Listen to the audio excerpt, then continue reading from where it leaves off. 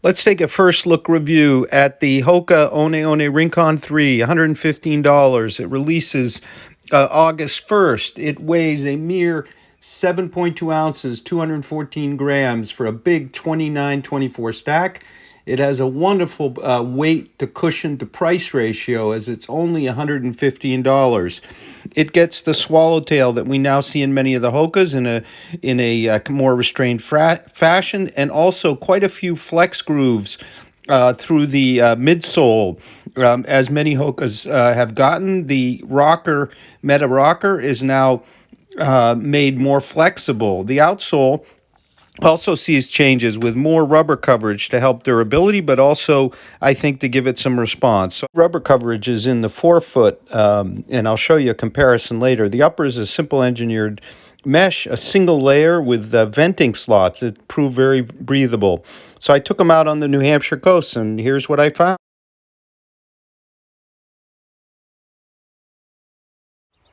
So we're at Little Boar's Head here in Northampton, and there's a fishing boat out there. I wonder if they're catching anything. So I'm going to take you through the fit. So fit, true to size. This new upper is sort of a plasticky material, a bit like the original Nova Blast had, or maybe the A6 Meta Racer, with lots of diagonal breathability. No question, true to size. Very, very good heel hold here. A little bit of a slip on my narrower right foot. I'm true to size here. The only comment I would make maybe is the tongue feels a bit short, and with these nice skinny laces as we see in the Bondi X, and the mesh here, which is kind of decently supportive, we got a bit of slip. There is lots of toe box room in this nice rounded toe box. For length, I'll show you, we're right about perfect.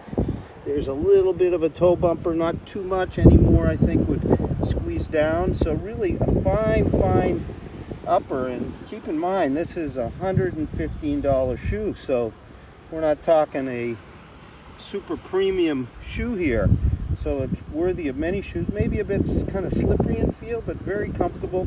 Seems really quite breathable as well. Back from my run. Before we talk about the ride, let's take a closer look at some of the details here.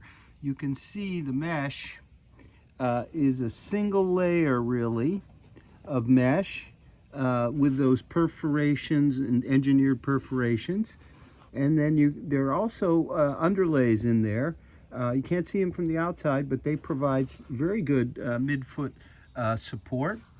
We have a relatively flexible heel counter, but there is one. It's firmer down towards the bottom and the back, as it should be.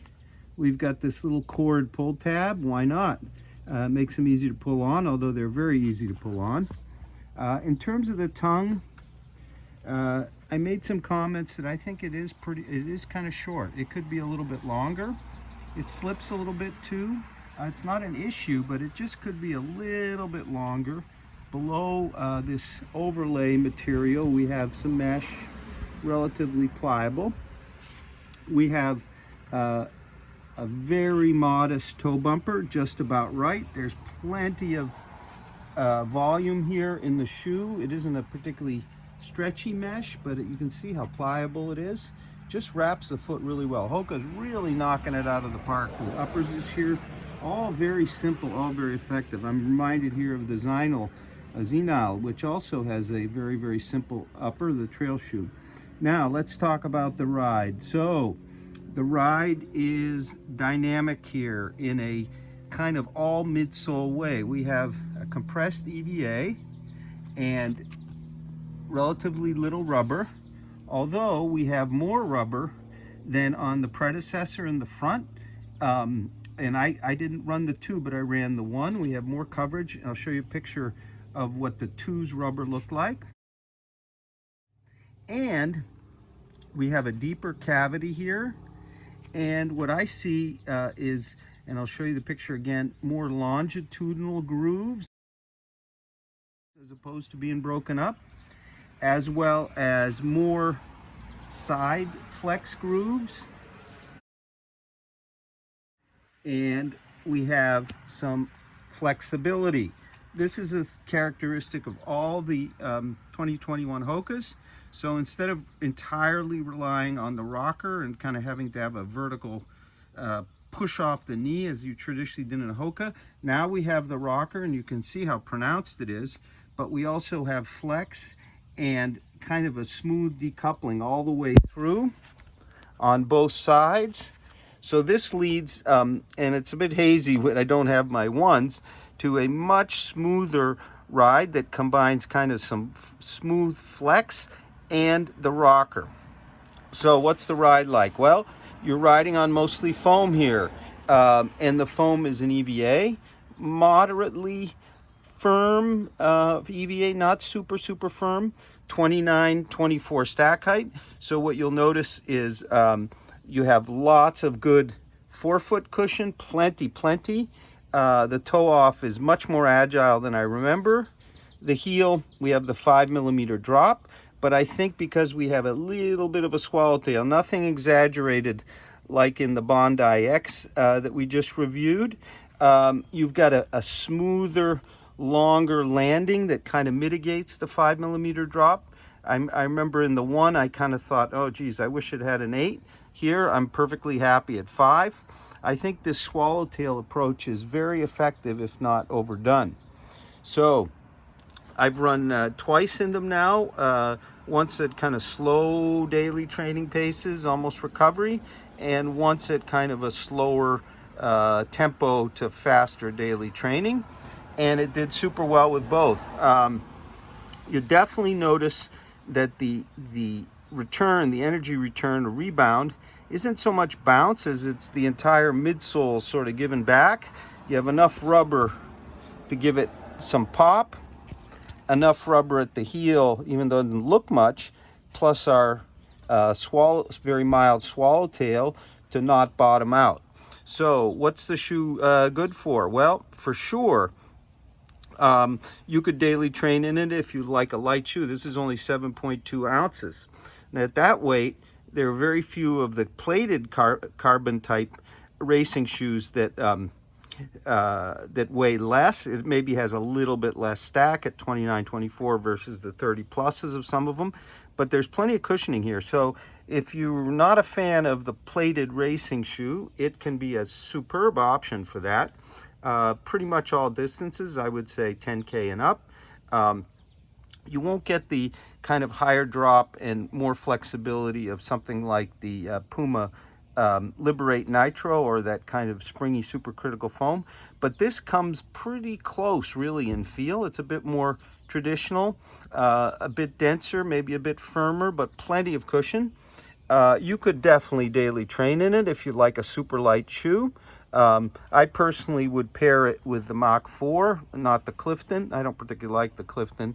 It's softer than this, and you know, I don't think quite as stable, even though this one might be a bit narrower underfoot. The upper is perfectly adequate. Now let's recall here, we got a shoe that's $115.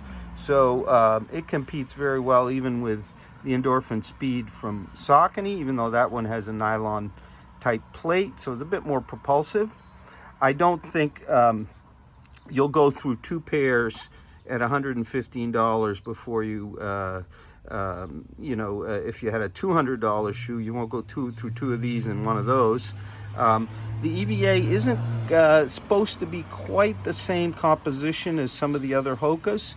A little bit less compression set, so may not last as long, but I'm not sure yet about this one. This one feels more energetic.